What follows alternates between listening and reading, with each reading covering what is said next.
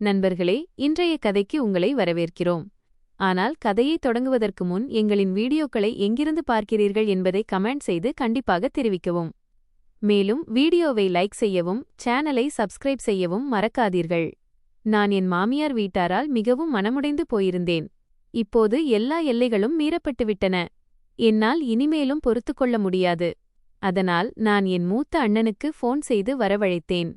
அவர் என்னை தன்னுடன் அழைத்துச் சென்றார். பிறகு விசால் பற்றிய தகவல்களை சேகரித்தார். அவருக்கு தெரியவந்த உண்மையை நாங்கள் யாரும் கனவில் கூட நினைத்து பார்த்திருக்க முடியாது. ஏனென்றால் விசால். என் பெயர் திஷா.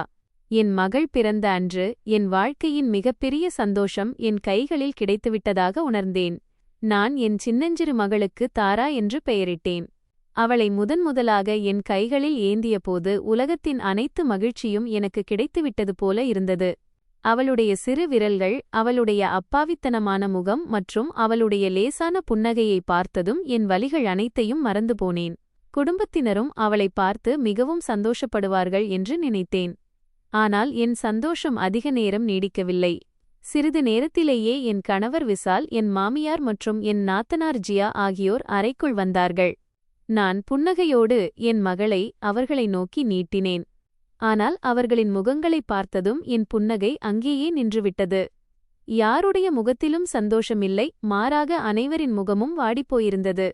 என் மாமியார் குழந்தையை ஒருமுறை பார்த்துவிட்டு முகத்தை திருப்பிக் கொண்டார்.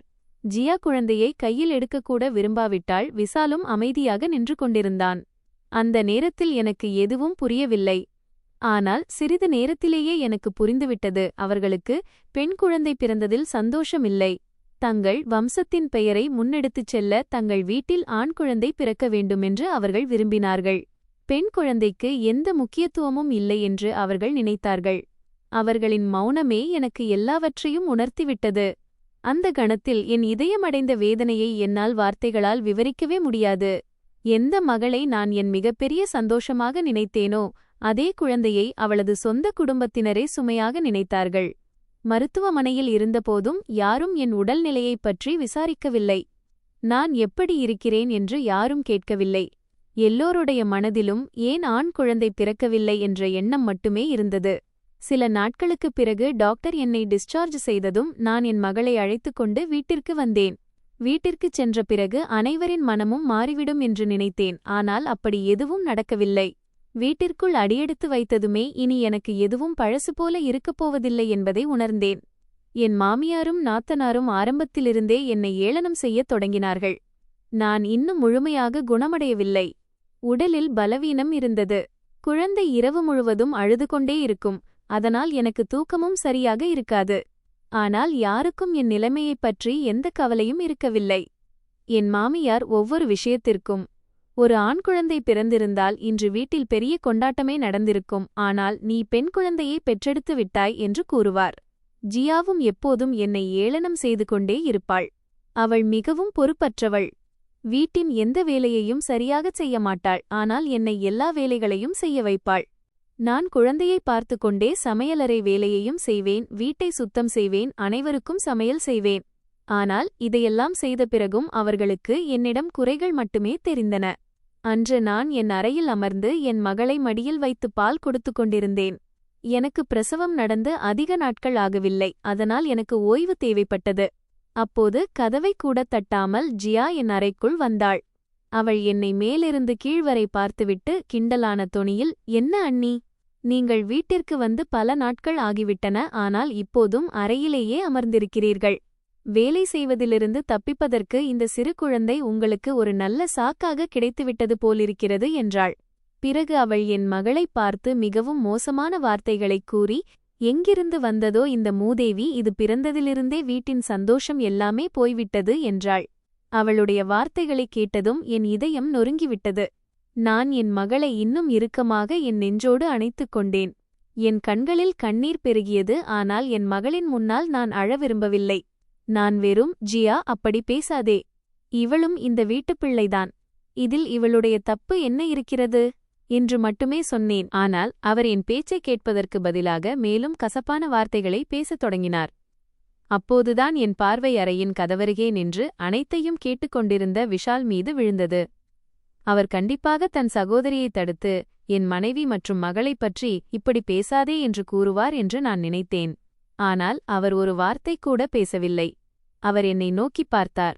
பிறகு தன் பார்வையை கீழே இறக்கிக் கொண்டு எதுவுமே பேசாமல் அறையை விட்டு வெளியே சென்றுவிட்டார். அந்த கணத்தில் என் மகளை நினைத்து எழுந்த துக்கத்தை விட என் கணவரை நினைத்துத்தான் அதிக துக்கம் உண்டானது.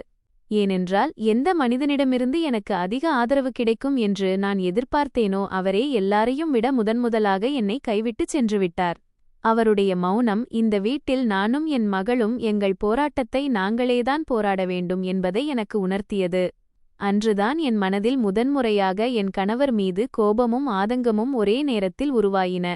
பிறகு ஒரு நாள் என் மாமியார் திடீரென்று, நாம் கிராமத்தில் உள்ள ஒரு உறவினர் வீட்டிற்குச் செல்ல வேண்டும்.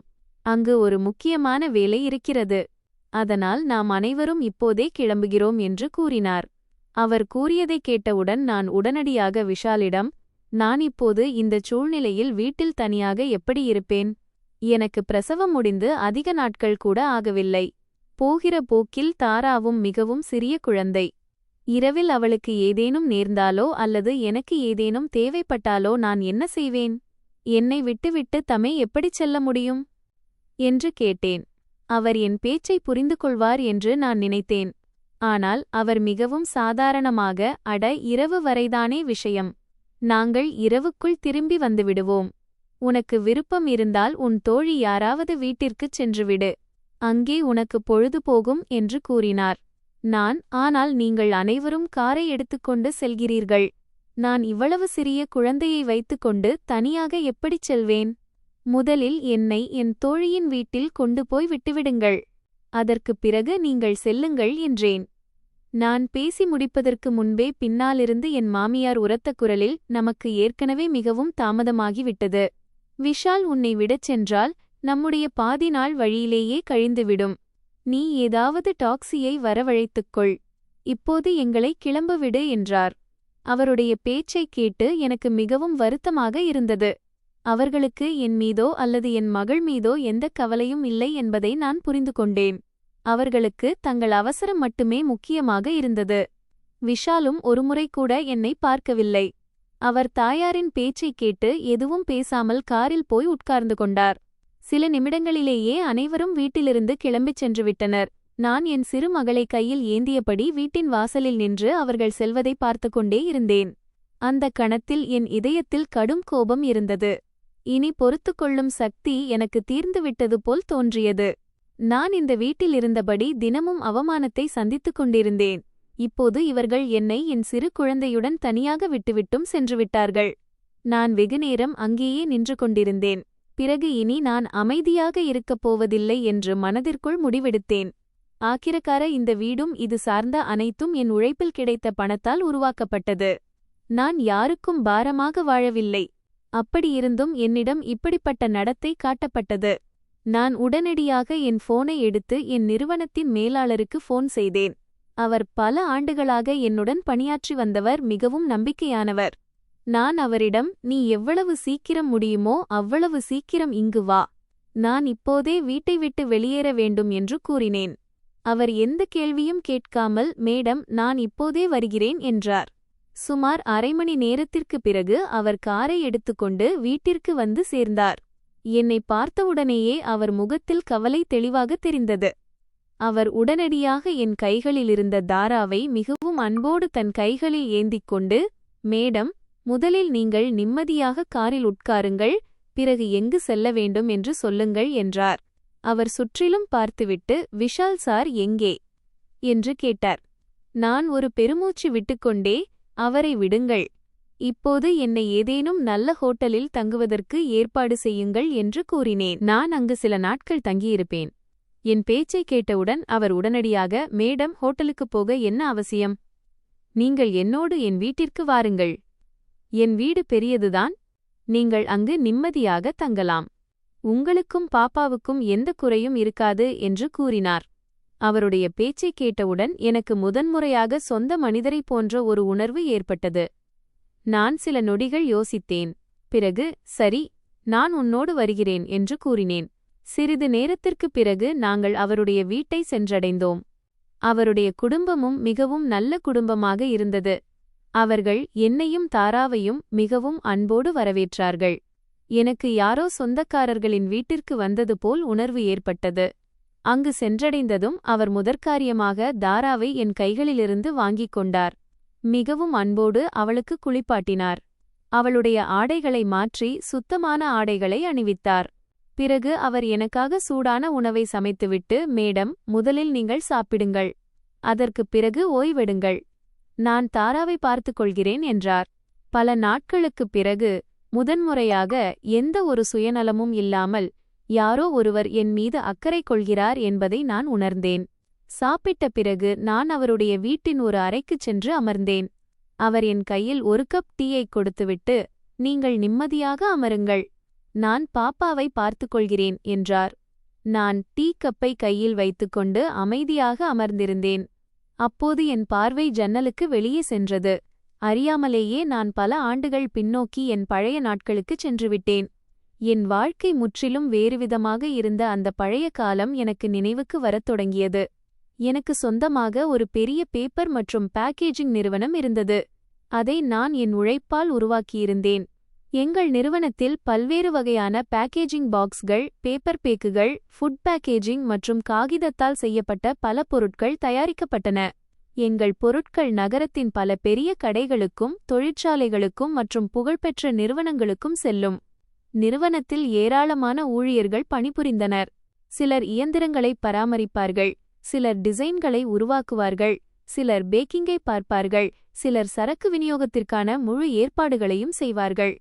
இறைவனின் அருளாலும் எங்கள் உழைப்பாலும் நிறுவனம் மிகவும் வேகமாக வளர்ந்து வந்தது. சந்தையில் எங்களுக்கு நல்ல அடையாளமும் மதிப்பும் உருவாகியிருந்தது. மக்கள் எங்கள் வேலையை பாராட்டினார்கள். புதிய வாடிக்கையாளர்கள் தாங்களாகவே எங்களுடன் இணைய விரும்பினார்கள். என் தந்தாவுக்கும் சொந்தமாக மிகப்பெரிய மற்றும் வெற்றிகரமான தொழில் இருந்தது. ஆனால் மக்கள் என்னை வெறும் அவருடைய பெயரால் மட்டும் அறியாமல் என் சொந்த உழைப்பால் அறிய வேண்டும் என்றுதான் நான் எப்போதும் விரும்பினேன். அதனால்தான் நான் ஒருபோதும் அவருடைய தொழிலின் உதவியை நாடாமல் என் சொந்த தனியான நிறுவனத்தை தொடங்கினேன். தொடக்கம் எளிதாக இருக்கவில்லை. பலமுறை நஷ்டமும் ஏற்பட்டது. பல இரவுகள் தூக்கமில்லாமல் கழிந்தன. ஆனால் நான் தோல்வியை ஒப்புக்கொள்ளவில்லை.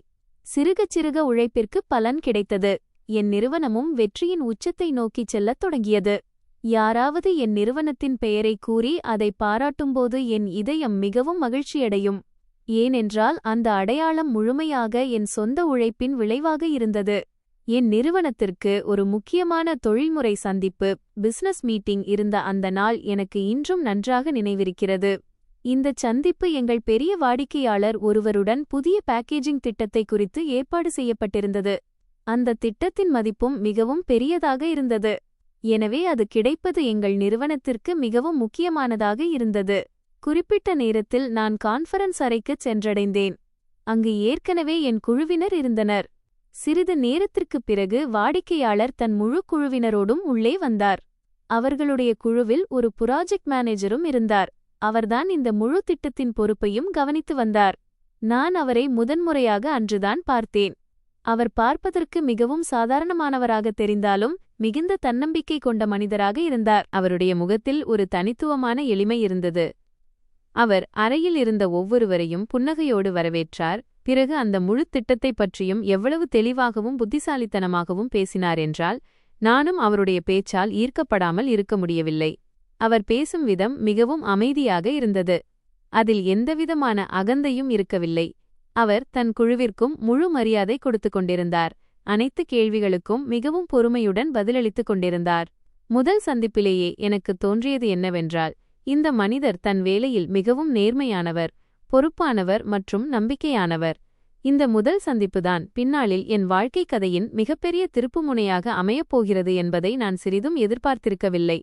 அந்த முதல் சந்திப்பிற்குப் பிறகு எங்களுக்குள் பலமுறை சந்திப்புகள், மீட்டிங்ஸ் நடந்தன. ஒவ்வொரு முறையும் எங்கள் பேச்சு வேலை சார்ந்ததாக மட்டுமே இருக்கும். ஆனால் மெல்ல மெல்ல எங்களுக்குள் ஒருவரை ஒருவர் புரிந்து கொள்ளும் வாய்ப்பு கிடைக்கத் தொடங்கியது. தொடக்கத்தில் நாங்கள் வாடிக்கையாளர் மற்றும் நிறுவனம் என்ற அளவில் மட்டுமே சந்தித்தோம். ஆனால் காலப்போக்கில் எங்கள் பேச்சில் ஒரு அந்யோன்யம் வரத் தொடங்கியது. மீட்டிங் முடிந்த பிறகும் கூட பலமுறை நாங்கள் சிறிது நேரம் பேசிக் கொண்டிருப்போம். சில நேரங்களில் வேலை பற்றியும், சில நேரங்களில் எங்கள் வாழ்க்கையைப் பற்றியும். மெல்ல மெல்ல எனக்கு விஷாலைப் பற்றி மேலும் அதிகமாக தெரிந்து கொள்ளும் வாய்ப்பு கிடைத்தது. அவருடைய அமைதியான சுபாவம், அவருடைய நேர்மை மற்றும் ஒவ்வொரு மனிதரிடமும் மரியாதையுடன் பேசும் விதம் எனக்கு மிகவும் பிடித்திருந்தது. அவர் ஒருபோதும் யாருடனும் உரத்த குரலில் பேச மாட்டார். எதிரில் இருப்பது சிறிய ஊழியராக இருந்தாலும் சரி, பெரிய அதிகாரியாக இருந்தாலும் சரி, அனைவருக்கும் சமமான மரியாதை அளிப்பார். அவருடைய இந்த குணங்கள்தான் எனக்கு அவரை மற்றவர்களை விட வித்தியாசப்படுத்தி காட்டியது. மறுபுறம் விஷாலும் என் சிந்தனையாலும் நான் வேலை செய்யும் விதத்தாலும் மிகவும் ஈர்க்கப்பட்டிருந்தார். என் தந்தையின் அவ்வளவு பெரிய தொழிலில் இருந்து விலகி எனக்கு என்று சொந்தமாக ஒரு அடையாளத்தை உருவாக்கியிருந்தது அவருக்கு பிடித்திருந்தது. அவர் எப்போதும் என் உழைப்பை பாராட்டுவார். எந்த ஒரு மனிதனின் உண்மையான அடையாளமும் அவனுடைய குடும்பத்தின் பெயரால் அல்ல, மாறாக அவனுடைய சொந்த வேலையால்தான் ஏற்படுகிறது என்று கூறுவார். அவருடைய இந்த சிந்தனை எனக்கு இன்னும் அதிகமாக பிடித்திருந்தது.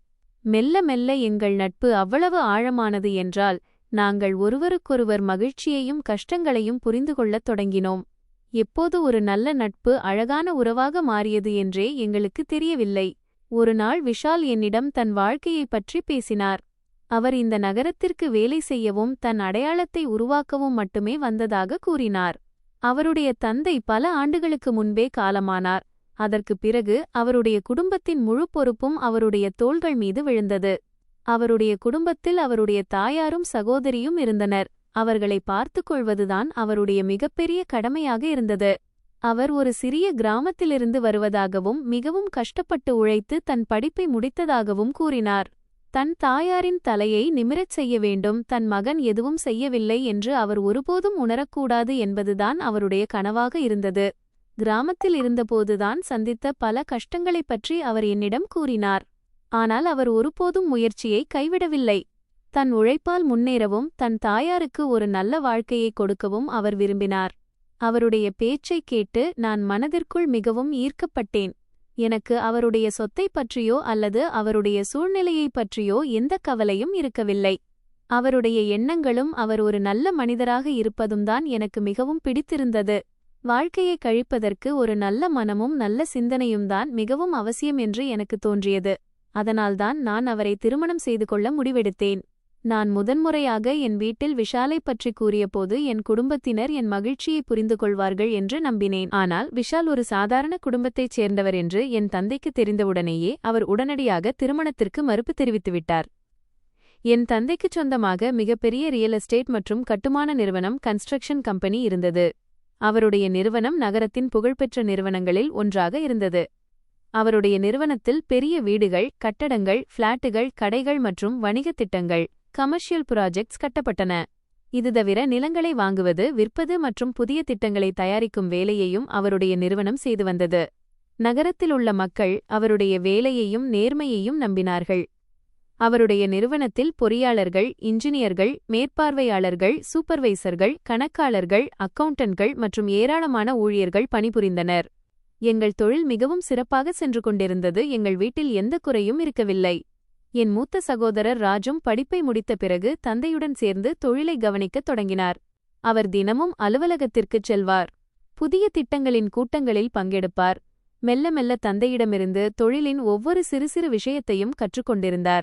வரும் காலத்தில் ராஜே முழு நிறுவனத்தின் பொறுப்பையும் ஏற்க வேண்டும் என்று தந்தை விரும்பினார். அவரும் முழு உழைப்போடு இந்த வேலையில் ஈடுபட்டிருந்தார். நான் வீட்டின் கடைசி மகள். அதனால் தந்தையும் ராஜும் என் மீது மிகவும் அன்பாக இருந்தார்கள்.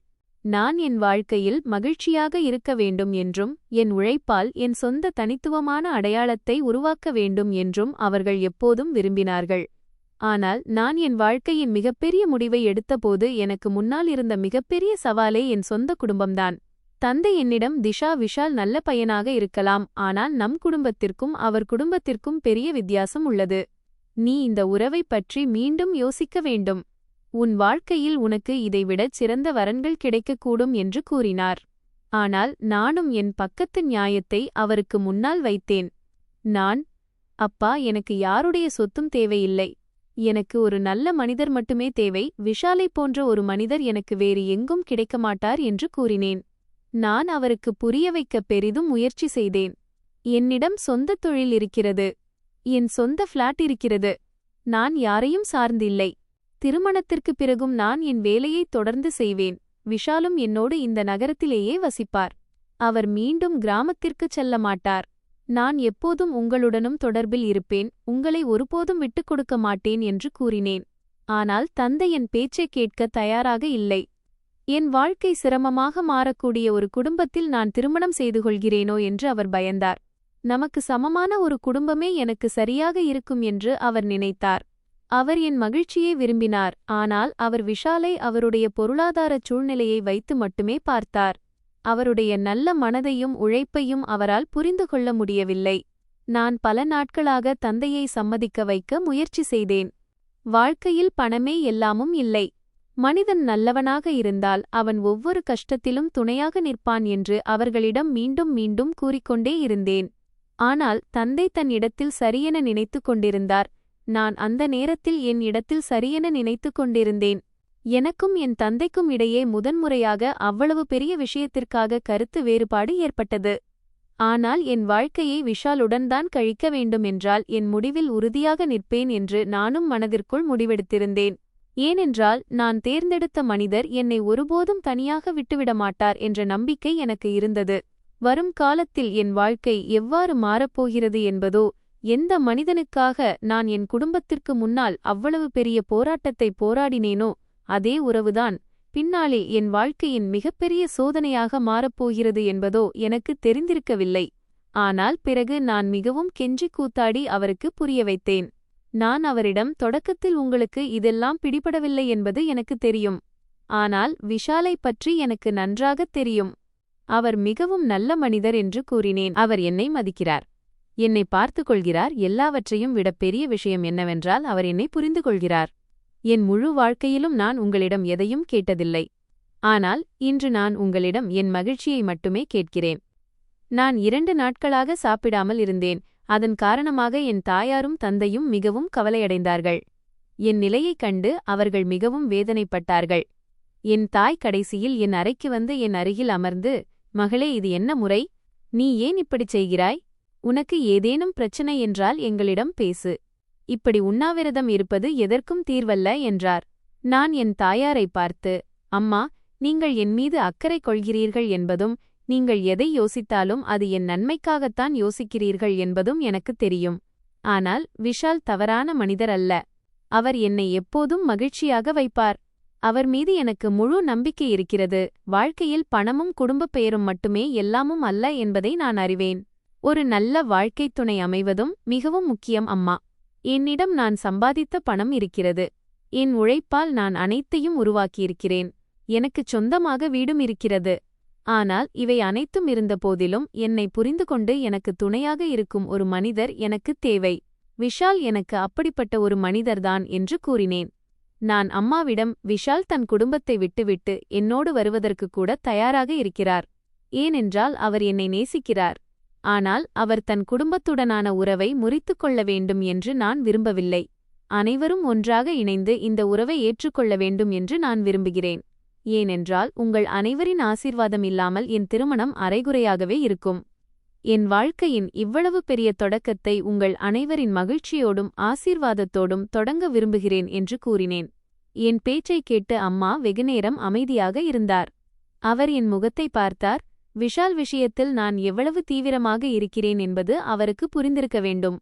அவர் என் தலைமீது கை வைத்து, பெற்றோர்கள் எப்போதும் தங்கள் பிள்ளைகளின் மகிழ்ச்சியையே விரும்புவார்கள். வரும் காலத்தில் உனக்கு ஏதேனும் சிரமம் வந்துவிடுமோ என்ற பயம் மட்டும்தான் எங்களுக்கு இருந்தது. ஆனால் உனக்கு முழு நம்பிக்கை இருக்கிறது என்றால் நாங்களும் உன்னோடு இருக்கிறோம் என்று கூறினார். இதற்குப் பிறகு அம்மா தந்தையிடம் பேசினார். தொடக்கத்தில் தந்தையும் பெரும் யோசனையில் ஆழ்ந்துவிட்டார்.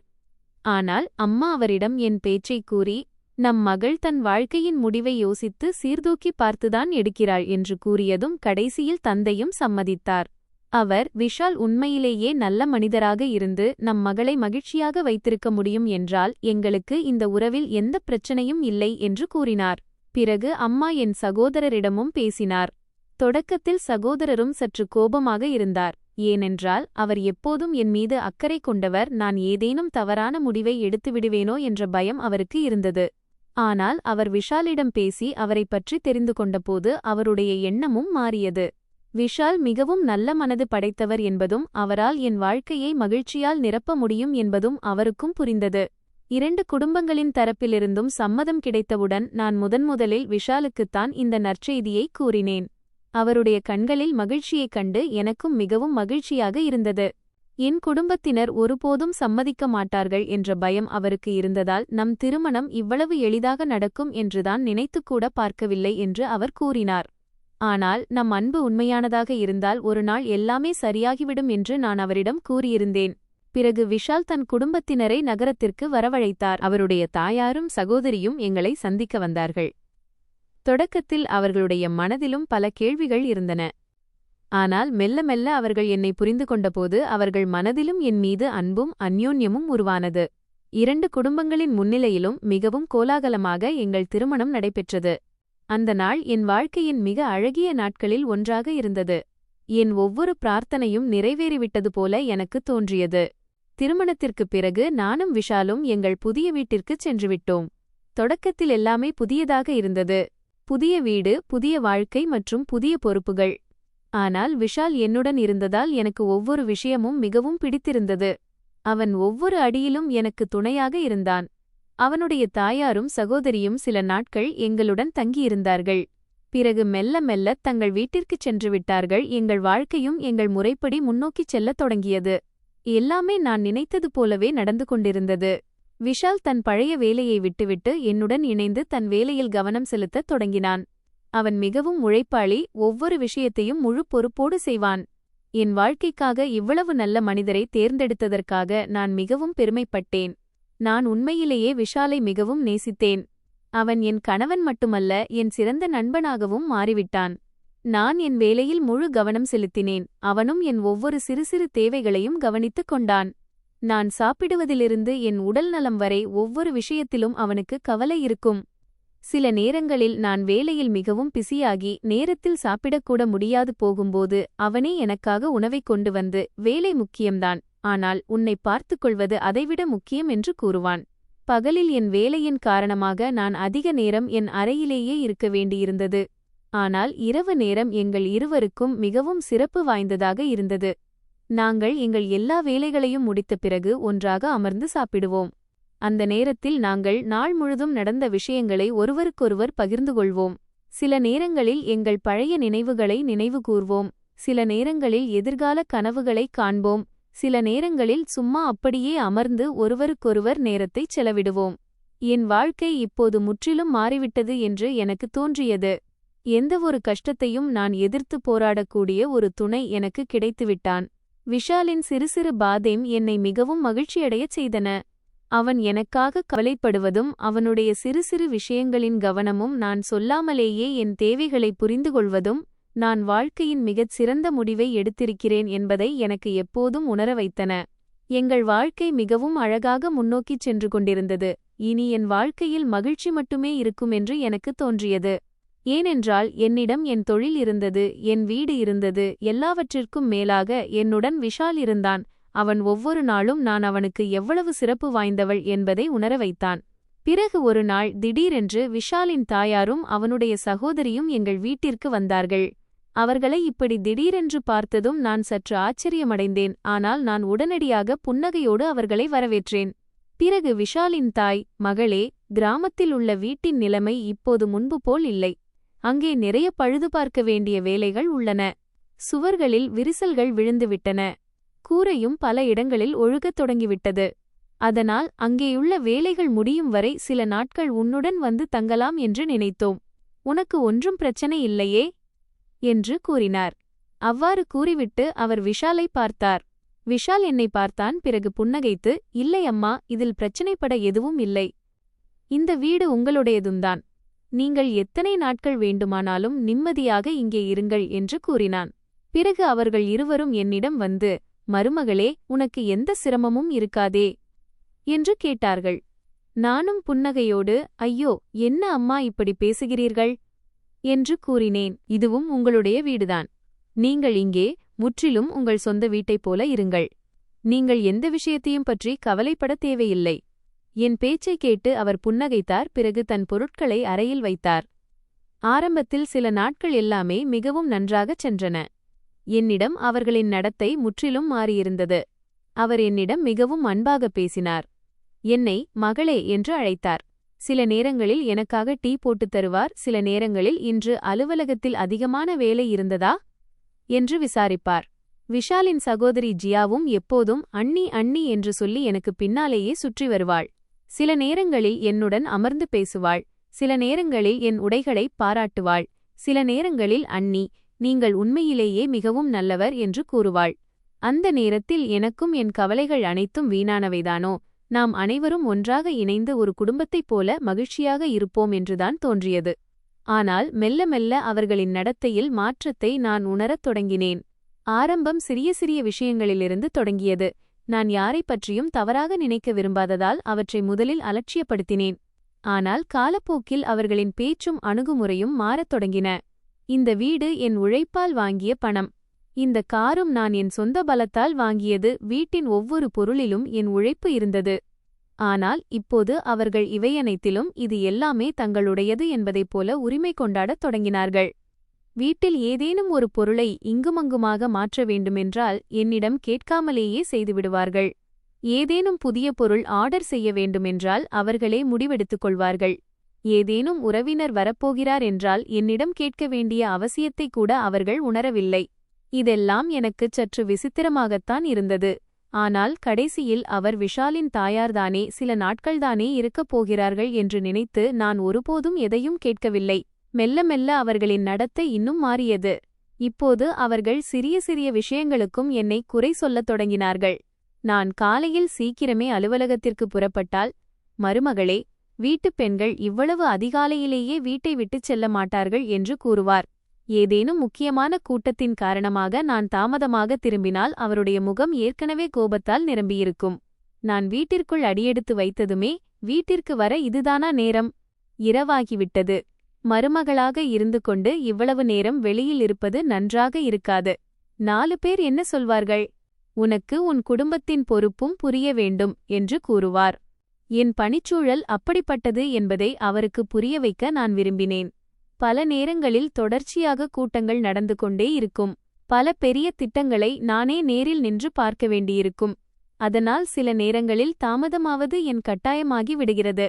ஆனால் அவர் என் பேச்சை முழுமையாக கேட்பதற்கு முன்பே தன் பேச்சை தொடங்க விடுவார். நான் அமைதியாக அவர்களின் பேச்சை கேட்டுக்கொண்டு பிறகு விஷாலை பார்ப்பேன். அவர் என் சார்பாக ஏதேனும் சொல்வார் என்று நான் நம்பினேன். ஆனால் அவர் அந்த நேரத்திலும் அமைதியாகவே இருந்தார். ஒருவேளை அவர் தன் தாயாரின் மனதை காயப்படுத்த விரும்பவில்லையோ என்னவோ. அதனால் நானும் எதையும் பேசவில்லை. ஏனென்றால் என்னால் தாய்மகன் உறவில் எந்த பிரச்சனையும் வரக்கூடாது என்று நான் விரும்பினேன். இப்படியே நாட்கள் கழிந்தன. சில நேரங்களில் சமையலில் உப்பு குறைவாக இருந்தால் கிண்டல் பேச்சு கிடைக்கும். சில நேரங்களில் ஏதேனும் வேலையில் தாமதமானால் பேச்சு வாங்க வேண்டியிருக்கும். சில நேரங்களில் என் உடைகளைப் பற்றியும் சில நேரங்களில் நான் அலுவலகம் செல்வதைப் பற்றியும் பேசத் தொடங்கினார்கள். ஜியாவும் இப்போது முன்பு போல் இருக்கவில்லை. எப்போதும் அண்ணி அண்ணி என்று சொல்லிக்கொண்டு என்னுடன் அமர்ந்திருந்தவள் இப்போது தன் தாயாரோடு சேர்ந்து சிறிய சிறிய விஷயங்களுக்கும் என்னை கிண்டல் செய்யத் தொடங்கினாள். சில நேரங்களில் அண்ணி, உங்களுக்கு வீட்டு வேலைகள் செய்து பழக்கமே இல்லை என்பாள். சில நேரங்களில் இவ்வளவு பணம் சம்பாதித்து விட்டதால் மட்டுமே யாரும் நல்ல மனிதராகி விட முடியாது என்பாள். அவர்களின் பேச்சைக் கேட்டு எனக்கு மிகவும் வருத்தமாக இருக்கும். ஆனால் வீட்டின் சூழலை கெடுக்க விரும்பாததால் நான் ஒருபோதும் எதிர்த்து பதில் பேசவில்லை. நான் அமைதியாக இருந்தால் ஒரு நாள் எல்லாம் தானாகவே சரியாகிவிடுமென்றுதான் எப்போதும் நினைத்தேன். ஆனால் அப்படி நடக்கவில்லை. மாறாக ஒவ்வொரு நாளும் அவர்களின் கிண்டல் பேச்சுகள் அதிகரித்துக் கொண்டேதான் சென்றன. நான் வெளியில் எவ்வளவுதான் தைரியமாக உருவகித்துக் கொண்டாலும் உள்ளுக்குள் உடைந்து போகத் தொடங்கினேன். அலுவலக வேலை தனி, வீட்டின் சூழல் தனி. பலமுறை நான் என் அறைக்குச் சென்று தனியாக அமர்ந்து கடைசியில் என் தவறுதான் என்ன? நான் எப்போதும் இவர்களை என் குடும்பமாகத்தானே நினைத்தேன். அப்படியிருந்தும் இவர்கள் என்னை ஏற்றுக்கொள்ளாமல் எப்போதும் என்னிடம் குறைகளை மட்டுமே தேடிக்கொண்டிருப்பது ஏன் என்று யோசிப்பேன். ஒரு நாள் நான் அலுவலகத்திலிருந்து திரும்பியபோது என் மனம் மிகவும் கனமாக இருந்தது. அன்றைய தினமும் ஒரு சிறிய விஷயத்திற்காக அத்தை என்னை மிகவும் பேசிவிட்டார். இரவில் நாங்கள் இருவரும் எங்கள் அறையில் இருந்தபோது நான் இறுதியாக தைரியத்தை வரவழைத்துக் கொண்டு விஷாலிடம் பேசினேன். நான் அவனிடம், பார், உன் அம்மா என் அம்மாவைப் போன்றவர், ஜியாவும் என் தங்கையைப் போன்றவள் என்பதை நான் அறிவேன். நான் எப்போதும் அவர்களை மதிக்கிறேன். ஆனால் இப்போது அவர்களின் பேச்சுகள் என்னை உள்ளுக்குள் மிகவும் கவலையடையச் செய்கின்றன. அவர்கள் ஒவ்வொரு சிறு சிறு விஷயத்திற்கும் என்னை குறை கூறுகிறார்கள். காரணமே இல்லாமல் கிண்டல் செய்கிறார்கள். நான் உன் ஒருவனுக்காகத்தான் ஒவ்வொரு முறையும் அமைதியாக இருக்கிறேன். ஆனால் இப்போது இதையெல்லாம் தாங்கிக் கொள்வது எனக்கு கடினமாகி வருகிறது. நீ அவர்களிடம் அன்பாக பேசு. நான் வேண்டுமென்றே எதையும் செய்யவில்லை என்று அவர்களுக்கு புரியவை. என் வேலைச்சூழல் அப்படிப்பட்டது. அதில் சில நேரங்களில் தாமதமாகிவிடுகிறது. நான் வீடையும் வேலையையும் சேர்த்து பார்த்துக்கொள்ள முழு முயற்சி செய்கிறேன் என்று கூறினேன். என் பேச்சைக் கேட்டு விஷால் சிறிது நேரம் அமைதியாக அமர்ந்திருந்தான். பிறகு என் கையை பிடித்துக்கொண்டு, நான் உன் பேச்சை புரிந்து கொள்கிறேன். நீ தவறில்லை என்பதும் எனக்குத் தெரியும். ஆனால் உனக்குத்தான் தெரியுமே, அம்மா கிராமத்துப் பின்னணியில் வளர்ந்தவர். அவருடைய சிந்தனை வேறு. அவருக்கு நகரத்து வாழ்க்கையையும் இங்குள்ள வேலைமுறையையும் புரிந்து கொள்ளச் சற்று காலம் பிடிக்கும். நான் இப்போது அவர்களிடம் ஏதேனும் கூறினால் அவர்களுக்கு மிகவும் வருத்தமாக இருக்கும். திருமணத்திற்குப் பிறகு மகன் மாறிவிட்டான் என்றுதான் நினைப்பார்கள். ஆனால் சரியான நேரம் பார்த்து அவர்களிடம் அன்பாக பேசுவேன் என்று நான் வாக்குறுதி அளிக்கிறேன். நீ எதைப் பற்றியும் கவலைப்படாதே. எல்லாமே மெல்ல மெல்ல சரியாகிவிடும் என்று கூறினான். அவன் கூறியதைக் கேட்டு நான் எதையும் பேசவில்லை. லேசான புன்னகையை மட்டுமே சிந்தினேன். ஏனென்றால் எனக்கு என் கணவன் மீது நம்பிக்கை இருந்தது. வரும் நாட்களில் நிச்சயம் எல்லாமே முன்போல் சரியாகிவிடும் என்று நம்பினேன். வீட்டிலிருந்து அம்மா ஃபோன் செய்யும்போதெல்லாம் நான் அவர்களிடம் எதையும் கூறுவதில்லை. எப்போதும் ஆமம்மா, நான் மிகவும் மகிழ்ச்சியாக இருக்கிறேன் என்றுதான் கூறுவேன். அதைக் கேட்டு அவர்களும் மகிழ்ச்சியடைவார்கள். அப்பாவிடம் என் பேச்சு மிக குறைவாகவே இருக்கும். அவரும் தன் வேலையில் பிஸியாக இருப்பார். எனக்கும் நேரமே கிடைக்காது. அம்மாவிடமிருந்து எப்போதாவது ஃபோன் வரும். ஆனால் நான் அவர்களிடம் எதைப் பற்றியும் ஒருபோதும் கூறியதில்லை. எப்போதும் ஆமம்மா, நான் மிகவும் மகிழ்ச்சியாக இருக்கிறேன் என்று மட்டுமே கூறிவிடுவேன். பிறகு சிறிது காலத்திற்குப் பிறகு நான் தாயாகப் போகிறேன் என்ற செய்தி எனக்கு தெரியவந்தது. இந்தச் செய்தியைக் கேட்டவுடன் என் மகிழ்ச்சிக்கு எல்லையே இல்லை. என் வாழ்க்கையின் மிகப்பெரிய மகிழ்ச்சி எனக்கு கிடைத்துவிட்டது போல உணர்ந்தேன். முதலில் இந்த விஷயத்தை நான் விஷாலிடம் கூறினேன். அவன் புன்னகைத்து என்னை அணைத்துக் கொண்டான். அதற்குப் பிறகு இந்த நற்செய்தியை வீட்டிலுள்ள அனைவருக்கும் தெரிவித்தோம். தொடக்கத்தில் அனைவரும் மிகவும் மகிழ்ச்சியடைந்தனர். என் அத்தையும் என்னை ஆசீர்வதித்தார். ஜியாவும் என் அருகில் அமர்ந்து விதவிதமாக பேசத் தொடங்கினாள். அந்த நாளுக்குப் பிறகு மீண்டும் வீட்டின் சூழல் முன்பு இருந்ததை விடச் சற்று நன்றாக மாறியது. என் அத்தையும் ஜியாவும் என்னை பார்த்துக் கொள்ளத் தொடங்கினார்கள். எனக்கு நேரத்தில் உணவு கொடுத்து ஓய்வெடுக்கச் சொல்லி எந்த கனமான வேலையையும் செய்ய விடாமல் தடுத்தார்கள். என் உடல்நலத்திலும் கவனம் செலுத்தினார்கள். இதையெல்லாம் பார்த்து இப்போது எல்லாமே உண்மையிலேயே மாறிவிட்டது. இனி எங்கள் வாழ்க்கையில் மகிழ்ச்சி மட்டுமே வரப்போகிறது என்று எனக்கு தோன்றியது. நானும் மருத்துவரின் ஆலோசனைக்குப் பிறகு அலுவலகத்திற்குச் செல்வதை நிறுத்திவிட்டேன். ஏனென்றால் இப்போது எனக்கும் எனக்கு பிறக்கப் போகும் குழந்தைக்கும் உள்ள பொறுப்பே எல்லாவற்றையும் விட முதன்மையானதாக இருந்தது. அலுவலகத்தின் முழு வேலையையும் விஷால் கவனிக்கத் தொடங்கினான். நான் வீட்டில் ஓய்வெடுத்து வந்தேன். சில நேரங்களில் புத்தகங்களைப் படிப்பேன். சில நேரங்களில் என் குழந்தைகளுக்காக சிறிய சிறிய ஆடைகளை பார்ப்பேன். சில நேரங்களில் குழந்தை பிறந்த பிறகு நடக்கப் போகும் விஷயங்களைப் பற்றி யோசித்துக் கொண்டிருப்பேன்.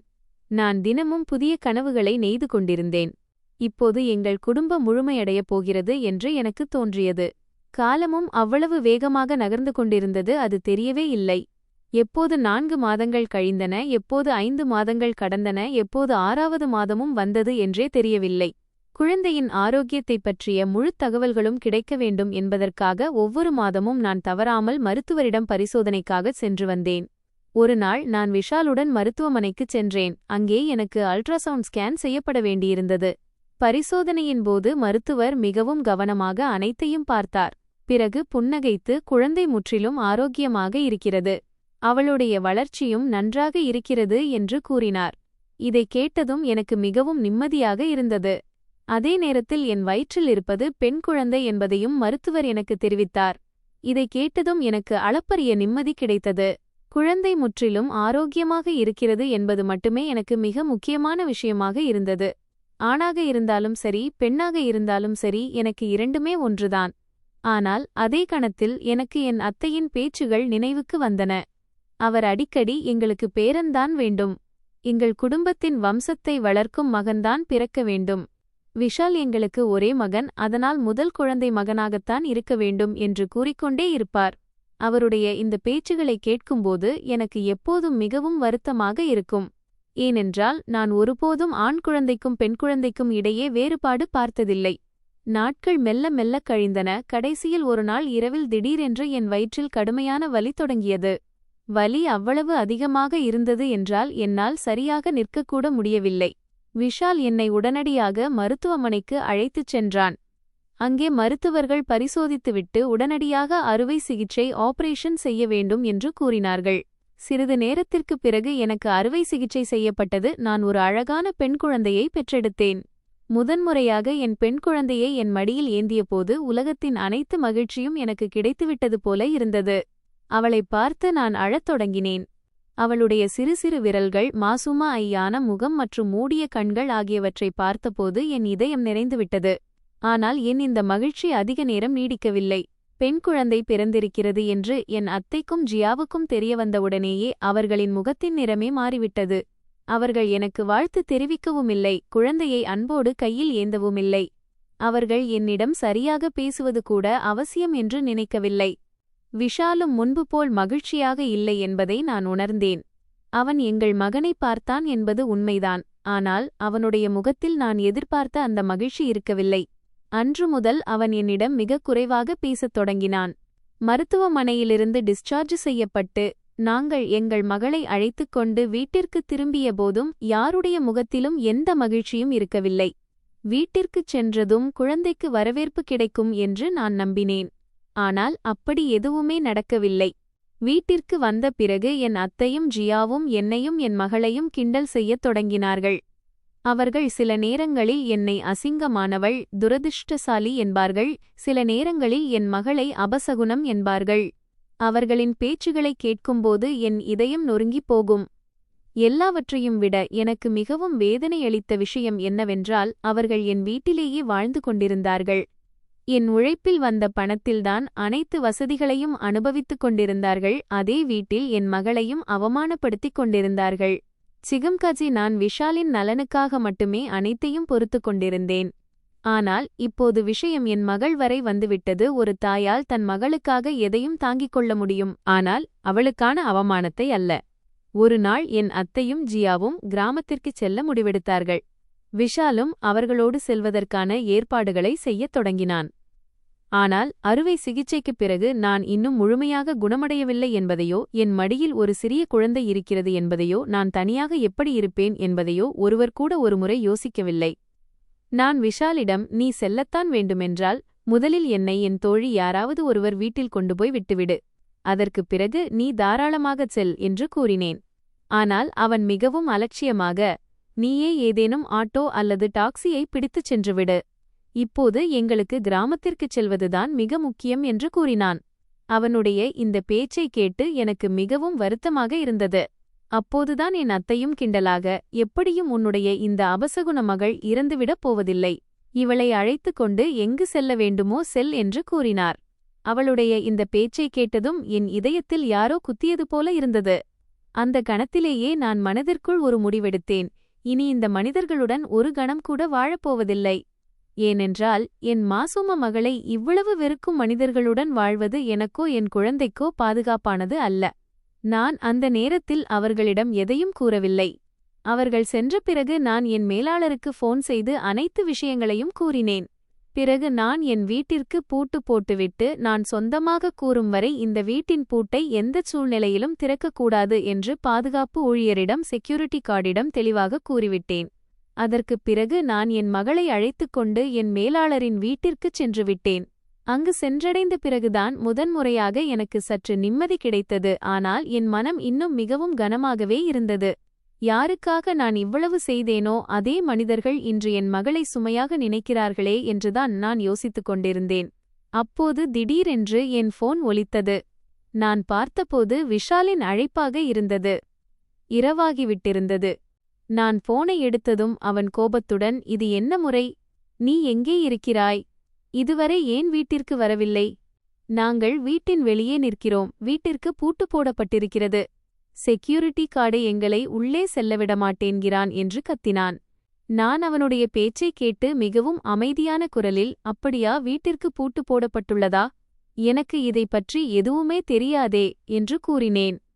அவன், நீ இப்போதே இங்கிருந்து வா என்றான். நான் அவனுடைய எந்த பேச்சுக்கும் பதிலளிக்காமல் போனை துண்டித்து விட்டேன். சிறிது நேரத்திற்குப் பிறகு என் அத்தையிடமிருந்து ஃபோன் வந்தது.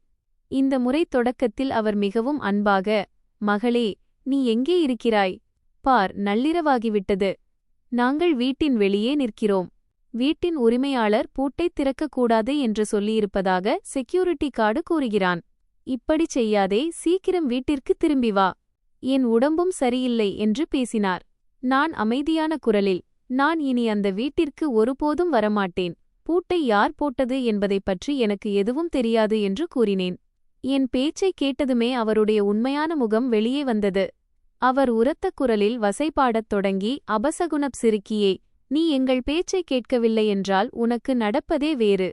இப்போதே இங்கு வந்து வீட்டின் பூட்டைத் திற, எங்களை உள்ளே அழைத்துச் செல் என்று கத்தினார். அவருடைய குரலில் கோபமும் பேராசையும் தெளிவாக கேட்டன. ஆனால் இந்த முறை நான் பயப்படுபவள் அல்ல.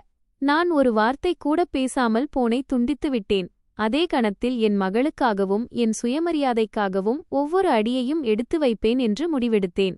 ஏனென்றால் என் பொறுமைக்கான எல்லா எல்லைகளும் முடிந்துவிட்டன. இப்போது என் சகிப்புத்தன்மையின் அனைத்து எல்லைகளும் தாண்டப்பட்டுவிட்டன. நான் ஒரு கணமும் தாமதிக்காமல் என் சகோதரன் ராஜுக்கு ஃபோன் செய்தேன். அவர் என் ஃபோனை எடுத்ததுமே என் குரலைக் கேட்டு நான் மிகவும் கவலையில் இருப்பதை புரிந்து கொண்டார். அவர், என்ன நடந்தது என்று கேட்டார். அப்போது என்னால் என்னை கட்டுப்படுத்த முடியாமல் அழுது கொண்டே தொடக்கத்திலிருந்து இப்போது வரையிலான அனைத்து விஷயங்களையும் அவரிடம் கூறிவிட்டேன். திருமணத்திற்குப் பிறகு எப்படி தொடக்கத்தில் எல்லாமே நன்றாக இருந்தது என்பதையும், பிறகு மெல்ல மெல்ல என் அத்தை மற்றும் ஜியாவின் நடத்தை மாறத் தொடங்கியது என்பதையும் அவரிடம் கூறினேன். அவர்கள் எப்படி ஒவ்வொரு சிறிய விஷயத்திற்கும் என்னை கிண்டல் செய்யத் தொடங்கினார்கள், என் மகள் பிறந்த பிறகு எப்படி என் குழந்தையைக் கூட அபசகுனம் என்று சொல்லத் தொடங்கினார்கள், இன்று எப்படி அவர்கள் அனைத்து எல்லைகளையும் தாண்டினார்கள் என்பதையும் கூறினேன். அவர்களின் பேச்சைக் கேட்ட பிறகு என் மகள் இனி அந்த வீட்டில் பாதுகாப்பாக இருக்க மாட்டாள் என்று எனக்கு தோன்றியது. அதனால்தான் நான் அங்கிருந்து வெளியேறி என் மேலாளரின் வீட்டிற்கு வந்துவிட்டேன். என் பேச்சை முழுமையாக கேட்ட பிறகு என் சகோதரரின் கோபம் உச்சக்கட்டத்தை அடைந்தது. அவர் கோபத்தில், உனக்கு என்ன பைத்தியமா பிடித்துள்ளது? நீ இதுவரை இதையெல்லாம் ஏன் தனியாக சகித்துக் கொண்டிருந்தாய்? எங்களிடம் ஏன் முன்பே சொல்லவில்லை? நாங்கள் உனக்கு சொந்தமானவர்கள் இல்லையா? நீ முன்பே சொல்லியிருந்தால் அவர்களுக்கு உன்னிடம் இவ்வளவு செய்ய தைரியமே வந்திருக்காது என்று கூறினார். பிறகு அவர், நீ இப்போது எங்கே இருக்கிறாய் என்று சொல், நான் இப்போதே உன்னை அழைத்துச் செல்ல வருகிறேன் என்றார். நான் அவருக்கு என் மேலாளர் வீட்டின் முகவரியை அனுப்பினேன். சுமார் அரை மணி நேரத்திற்குப் பிறகு சகோதரர் அங்கு வந்து சேர்ந்தார். என்னை பார்த்ததுமே அவர் ஒரு கணம் அமைதியாகிவிட்டார். எப்போதும் சிரித்துக் கொண்டிருக்கும் தன் தங்கையின் நிலைமை இவ்வளவு மோசமாகும் என்று அவர் நினைத்துக்கூட பார்த்திருக்க மாட்டார். பிறகு அவருடைய பார்வை என் சிறு மகளின் மீது விழுந்தது. அவர் அவளை மிகவும் அன்போடு தன் மடியில் ஏந்திக் கொண்டார். அவளுடைய நெற்றியில் முத்தமிட்டு புன்னகையோடு, அட, இது என் செல்ல மருமகள் அல்லவா என்றார். நான் என் கண்ணீருடன், ஆமாம் அண்ணா, இது உங்கள் மருமகள்தான் என்று கூறினேன். பிறகு அவர் என்னை அணைத்துக் கொண்டு, இனி போதும். நீ எவ்வளவு பொறுத்துக்கொள்ள வேண்டுமோ அவ்வளவு பொறுத்துக் கொண்டாய். இனி ஒரு சொட்டு கண்ணீர் கூட சிந்தக்கூடாது. இனி இதையெல்லாம் உன் அண்ணன் பார்த்துக்கொள்வேன் என்று கூறினார். அதற்குப் பிறகு அவர் என்னையும் என் மகளையும் தன்னுடன் வீட்டிற்கு அழைத்து வந்தார். நான் என் வீட்டிற்குச் சென்று அம்மாவை பார்த்ததுமே என்னை கட்டுப்படுத்த முடியாமல் ஓடிச் சென்று அவரை தழுவிக்கொண்டு கதறி அழத் தொடங்கினேன். என் நிலையைக் கண்டு அம்மா பதறிப்போனார். அவர் என்னை அரவணைத்து, கடைசியில் என்னதான் நடந்தது என்று மீண்டும் மீண்டும் கேட்டார். அப்போது சகோதரர் தொடக்கத்திலிருந்து முடிவு வரையிலான அனைத்து விஷயங்களையும் அவரிடம் கூறினார். இதைக் கேட்டதுமே அம்மாவின் கண்களிலும் கண்ணீர் வந்தது. தந்தையின் கோபம் வெடித்து சிதறியது. அவர் கோபத்தில், என் மகளின் சொந்த வீட்டிலேயே வாழ்ந்து கொண்டு அவளிடமே இவ்வளவு மோசமாக நடப்பதா? என் பேத்தியை அபசகுனம் என்று சொல்லி என் மகளை இவ்வளவு அழவைத்த அவர்களை நான் சும்மா விடமாட்டேன் என்று கத்தினார். அப்போது சகோதரர் தந்தையை அமைதிப்படுத்தி, நீங்கள் கவலைப்படாதீர்கள். இந்த விஷயத்தை இனி நான் பார்த்துக் கொள்கிறேன். என் தங்கையிடமும் மருமகளிடமும் தவறு செய்தவர்கள் தங்களின் ஒவ்வொரு செயலுக்கும் கணக்கு சொல்லியே ஆக வேண்டும் என்று கூறினார். அன்றைய தினமே விஷால் மற்றும் அவனது குடும்பத்தினர் மீது கண்வைத்து தகவல்களை சேகரிக்க என் சகோதரர் தனக்கு நம்பிக்கையான ஒருவரை ஏற்பாடு செய்தார். அவர்கள் ஏதேனும் சதி செய்ய முயன்றால் உடனடியாக நமக்கு தெரிய வர வேண்டும் என்பதற்காக. அதற்குப் பிறகு சகோதரர் எங்கள் குடும்ப வழக்கறிஞரிடம் பேசினார். மறுநாளே நாங்கள் அனைவரும் அவரை சந்திக்க அவருடைய அலுவலகத்திற்குச் சென்றோம். நாங்கள் திருமணத்திலிருந்து இன்று வரையிலான முழு கதையையும் ஒவ்வொரு விஷயமாக விரிவாக அவரிடம் கூறினோம். நான் அனைத்து குறுஞ்செய்திகளையும் மெசேஜ்கள் காட்டினேன், ஃபோன் உரையாடல் பதிவுகளையும் கால் ரெக்கார்டிங் கேட்க வைத்தேன். என்னிடம் இருந்த அனைத்து ஆதாரங்களையும் அவருக்கு முன்னால் வைத்தேன். அவர் மிகவும் கவனமாக ஒவ்வொரு விஷயத்தையும் கேட்டு அனைத்து ஆதாரங்களையும் பார்த்த பிறகு, உங்களுடன் மனரீதியாகவும் உணர்வு ரீதியாகவும் தவறாக நடந்து கொண்டுள்ளார்கள், சட்டப்படி இதற்கு எதிராக நடவடிக்கை எடுக்க முடியும் என்று கூறினார். பிறகு அவர் என் பெயரில் விவாகரத்துக்கான ஒரு சட்டப்பூர்வ அறிவிப்பை லீகல் நோட்டீஸ் தயாரித்தார். அந்த அறிவிப்பில் திருமணத்திற்கு பிறகு தொடர்ந்து என்னிடம் அவமானகரமான முறையில் நடந்து கொண்டதாகவும் என்னை மனரீதியாக துன்புறுத்தியதாகவும் தெளிவாக எழுதப்பட்டது. என் மகள் பிறந்த பிறகு எனக்கும் என் குழந்தைக்கும் இடையே பாகுபாடு காட்டப்பட்டது. இந்த காரணங்களால் இனி இந்த திருமண வாழ்க்கையை தொடர நான் விரும்பவில்லை. குறிப்பிட்ட நேரத்திற்குள் இந்த நோட்டீஸுக்கு பதிலளிக்க வேண்டுமென்றும் அதில் எழுதப்பட்டிருந்தது. பதிலளிக்கப்படாவிட்டால் வழக்கு நீதிமன்றத்தில் முன்னெடுத்துச் செல்லப்படும் என்றும் குறிப்பிடப்பட்டிருந்தது.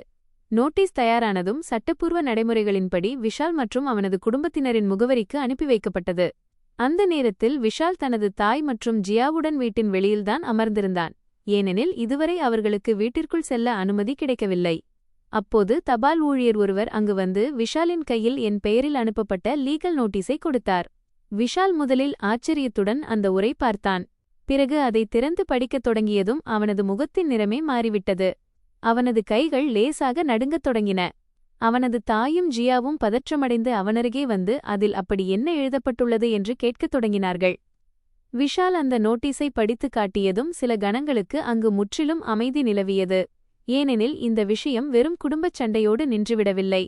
இப்போது சட்டமும் இதில் தலையிட்டுவிட்டது என்பதையும் இனி தங்கள் ஒவ்வொரு தவறான செயலுக்கும் நீதிமன்றத்தில் பதிலளிக்க வேண்டியிருக்கும் என்பதையும் அவர்கள் புரிந்து கொண்டார்கள். அவர்களின் பதற்றம் அவர்களின் முகங்களில் தெளிவாகத் தெரிந்தது. ஏனெனில் அவர்கள் எப்போதும் பலவீனமானவள் என்று நினைத்து கொண்டிருந்த ஒரு பெண் ஒரு நாள் தன் சுயமரியாதைக்காகவும் தன் மகளுக்காகவும் இவ்வளவு உறுதியாகத் தங்களுக்கு எதிராக நிமிர்ந்து நிற்பாள் என்று அவர்கள் யோசித்துக்கூட பார்த்திருக்க மாட்டார்கள். பிறகு நோட்டீஸ் கிடைத்ததும் விஷாலின் மண்டையில் எவ்வளவு கேவலமான ஒரு திட்டம் வந்தது என்றால் அதைப்பற்றி நான் கனவில் கூட நினைத்து பார்த்திருக்க முடியாது. சில நாட்களுக்குப் பிறகு அவனிடமிருந்து எனக்கு ஃபோன் வந்தது. அவன் மிகவும் அமைதியான குரலில், நான் உன்னை ஒருமுறை சந்திக்க விரும்புகிறேன். ஆனால் என் முழு பேச்சையும் கேட்கும் முன் நீ எதுவும் சொல்லாதே. நான் என் தாய் மற்றும் தங்கையின் பேச்சைக் கேட்டு ஏமாந்துவிட்டேன். அவர்கள்தான் நமக்குள் சண்டையை மூட்டிவிட்டார்கள். நாம் இருவரும் பிரிந்துவிட வேண்டும் என்று அவர்கள்தான் விரும்பினார்கள்.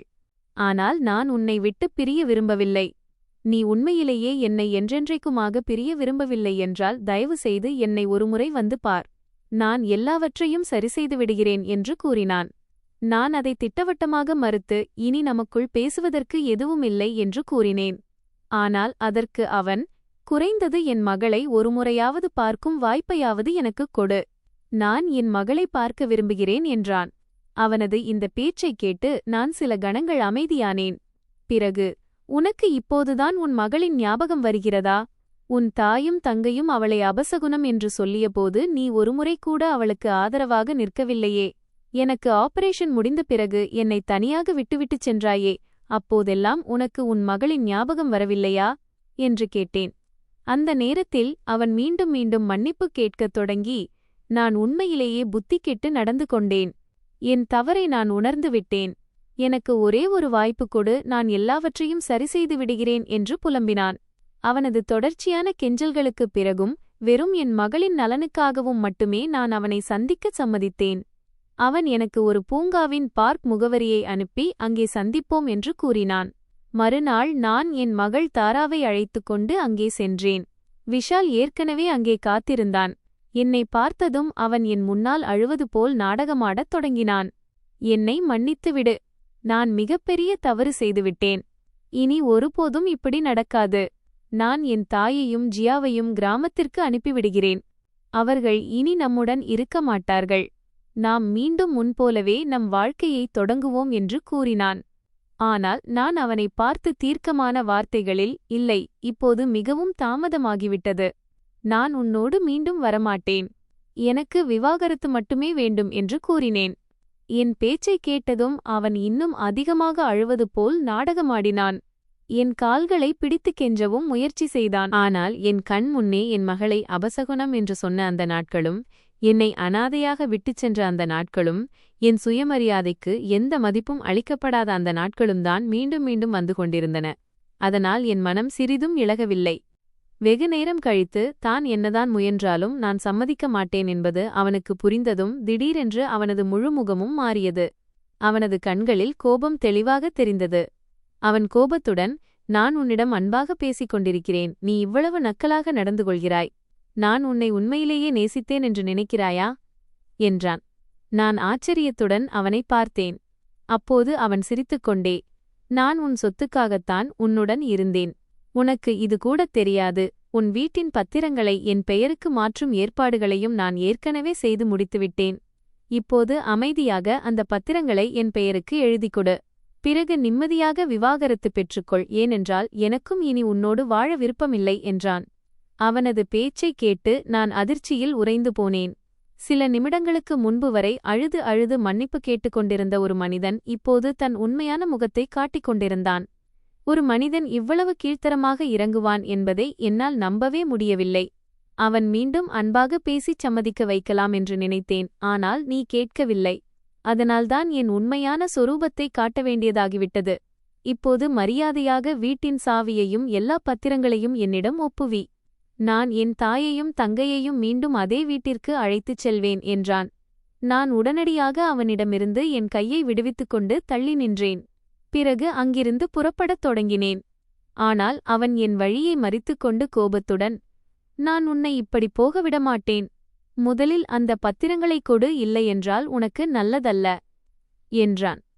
நானும் முதன்முறையாக அவனது கண்களை நேருக்கு நேர் பார்த்து, எனக்கு வழியை விடு, இல்லையென்றால் உனக்குத்தான் நல்லதல்ல என்று கூறினேன். ஆனால் அவன் அப்போதும் நகரவில்லை.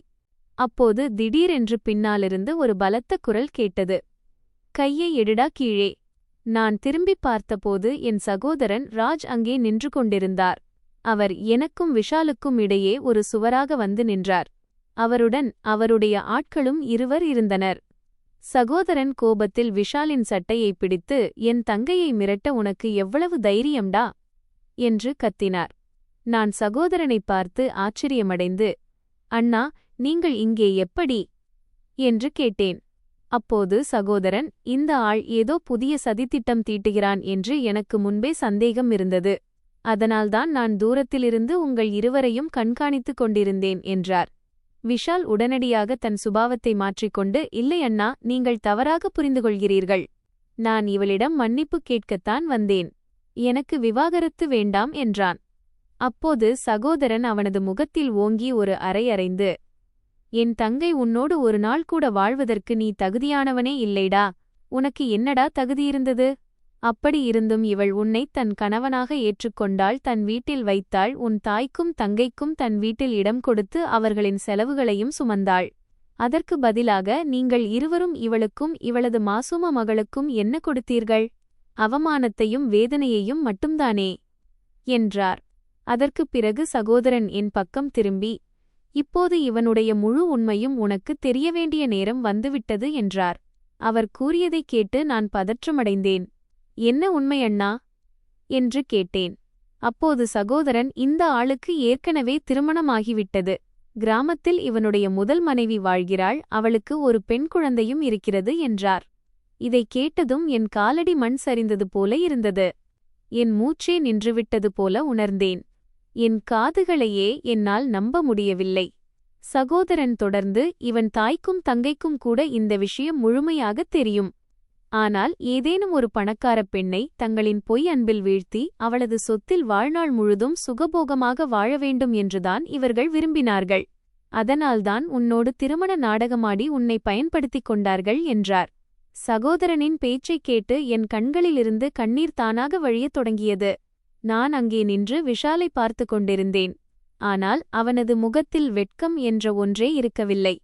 அந்தக் கணத்தில் எனக்கு புரிந்தது என்னவென்றால், எந்த மனிதனை என் முழு உலகமாக நினைத்தேனோ அவன் ஆரம்பத்திலிருந்தே என் நம்பிக்கை, என் அன்பு மற்றும் என் வாழ்க்கையோடு மிகப்பெரிய துரோகத்தைச் செய்து கொண்டிருந்தான்.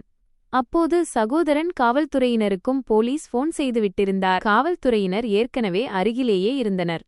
அதனால் சில நிமிடங்களிலேயே அவர்கள் அங்கே வந்து சேர்ந்தார்கள். காவல்துறையினர் முதலில் என்னிடம் முழு விஷயத்தையும் விசாரித்தார்கள். பிறகு சகோதரர் ஏற்கனவே சேகரித்து வைத்திருந்த அனைத்து ஆதாரங்களையும் அவர்களிடம் காட்டினார். பூங்காவில் விஷால் கொடுத்த மிரட்டல்களைப் பற்றி அங்கிருந்த மக்களும் காவல்துறையிடம் விவரமாக கூறினார்கள். இதற்குப் பிறகு காவல்துறையினர் சிறிதும் தாமதிக்காமல் விஷாலை அங்கேயே கைது செய்தார்கள். அவனுக்கு விலங்கிட்டு காவல்துறையின் காரில் உட்கார வைத்தார்கள். விஷாலின் தாயாரையும் அவனது சகோதரியையும் கூட பிறகு காவல்துறையினர் காவலில் எடுத்தார்கள். ஏனெனில் விசாரணையில் அவர்களுக்கு எதிராகவும் பல ஆதாரங்கள் வெளிவந்திருந்தன. நான் அமைதியாக நின்று இதையெல்லாம் பார்த்து கொண்டிருந்தேன். என் வாழ்நாள் முழுவதையும் எந்த மனிதனுடன் கழிக்க வேண்டும் என்று கனவு கண்டேனோ, இன்று அதே மனிதன் காவல்துறையின் காரில் உட்கார்ந்து சிறைக்குச் செல்கிறான் என்பதை என்னால் நம்பவே முடியவில்லை. ஆனால் எனக்காக அவனுக்காக சிறிதும் வருத்தமிருக்கவில்லை. ஏனெனில் அவன் என்னை மட்டுமல்ல, என் மாசூம மகளையும் மற்றொரு பெண்ணின் வாழ்க்கையையும் கூட சீரழிக்க முயன்றிருந்தான். அதற்குப் பிறகு வழக்கு நீதிமன்றத்தை அடைந்தது. நீதிமன்றத்தில் பல வாய்தாக்களுக்கு விசாரணை நடந்தது. என்னிடமிருந்த அனைத்து ஆதாரங்களையும் நான் நீதிமன்றத்தில் சமர்ப்பித்தேன். அவற்றில் குறுஞ்செய்திகள், ஆவணங்கள், உரையாடல் பதிவுகள் மற்றும் பிற முக்கியமான காகிதங்கள் அடங்கும். என் சகோதரரும் எங்கள் குடும்ப வழக்கறிஞரும் மிகவும் உறுதியாக எனக்கு துணையாக நின்றார்கள். இதற்கிடையில் என் சகோதரன் கிராமத்திற்குச் சென்று விஷாலின் முதல் மனைவியிடமும் அனைத்து உண்மைகளையும் கூறினார். முதலில் அவளால் அதை நம்பவே முடியவில்லை. ஆனால் அவளிடம் ஆதாரங்கள் காட்டப்பட்டபோது தனக்கும் மிகப்பெரிய துரோகம் இழைக்கப்பட்டுள்ளது என்பதை அவள் புரிந்து கொண்டாள். அவளும் பயப்படாமல் நீதிமன்றத்திற்கு வந்து சாட்சியளிக்க முடிவெடுத்தாள். விசாரணை நாளில் அவளும் நீதிமன்றத்தில் ஆஜரானாள். அவள் நீதிபதி ஐயாவுக்கு முன்னால் தனக்கும் விஷாலுக்கும் பல ஆண்டுகளுக்கு முன்பே திருமணம் நடந்துவிட்டது என்று தெளிவாக கூறினாள். விஷால் நகரத்திற்கு வேலை செய்ய மட்டுமே செல்வதாக தன்னிடம் எப்போதும் கூறி வந்தானே தவிர தான் இரண்டாவது திருமணம் செய்து கொண்டதாக ஒருபோதும் கூறியதில்லை என்று சொன்னாள். நீதிமன்றத்தில் அவளிடம் பொய் சொல்லப்பட்டு அவளும் ஏமாற்றத்தில் வைக்கப்பட்டிருந்தாள் என்பதையும் கூறினாள். அவளுடைய சாட்சியத்தைக் கேட்டு நீதிமன்றத்தில் இருந்த அனைவரும் ஆச்சரியமடைந்தார்கள். ஏனெனில் விஷால் என்னை மட்டுமல்ல, தன் முதல் மனைவியையும் ஏமாற்றியுள்ளான் என்பது இப்போது தெளிவாகிவிட்டது. நீதிமன்றம் அனைத்து சாட்சிகளின் பேச்சுகளையும் கேட்டது. அனைத்து ஆவணங்களையும் ஆதாரங்களையும் பரிசீலித்து இரு தரப்பினருக்கும் தங்கள் பக்க நியாயத்தைச் சொல்ல முழு வாய்ப்பளித்தது. வெகு காலம் விசாரணை நடந்த பிறகு கடைசியில் தீர்ப்பு வழங்கும் நாளும் வந்தது. அன்று நான் என் பெற்றோர் மற்றும் என் சிறு மகளுடன் நீதிமன்றத்தில் ஆஜராகியிருந்தேன். என் வாழ்நாளின் தீர்ப்பு வழங்கப்படப் போகிறது என்பதால் என் இதயம் மிகவும் வேகமாகடித்துக் கொண்டிருந்தது. சிறிது நேரத்திற்குப் பிறகு நீதிபதி ஐயா நீதிமன்றத்திற்கு வந்தார். அவர் தன் தீர்ப்பை வழங்கினார். எனக்கு மிகப்பெரிய துரோகம் இழைக்கப்பட்டுள்ளது என்பதையும் என் சொத்துக்களை தவறான வழியில் ஆக்கிரமிக்க முயற்சி செய்யப்பட்டுள்ளது என்பதையும் நீதிமன்றம் ஏற்றுக்கொண்டது. கிடைக்கப்பெற்ற ஆதாரங்கள் மற்றும் சாட்சிகளின் அடிப்படையில் விஷால், அவனது தாய் மற்றும் அவனது சகோதரியை குற்றவாளிகள் என நீதிமன்றம் தீர்மானித்து சட்டப்படி அவர்களுக்கு தண்டனை விதித்தது. அதேபோல எனக்கும் விஷாலுக்கும் இடையிலான விவாகரத்துக்கும் ஒப்புதல் அளிக்கப்பட்டது. என் சொத்துக்களும் என் உரிமைகளும் முழுமையாக எனக்கே திரும்ப வழங்கப்பட வேண்டும் என்றும் நீதிமன்றம் உத்தரவிட்டது. தீர்ப்பை கேட்டதுமே என் கண்களிலிருந்து கண்ணீர் வழிந்தது. ஆனால் இந்த முறை அந்த கண்ணீர் துக்கத்தினால் வந்ததல்ல, நிம்மதியினால் வந்தது. ஏனென்றால் இவ்வளவு நீண்ட போராட்டத்திற்குப் பிறகு கடைசியில் எனக்கு நீதி கிடைத்திருந்தது.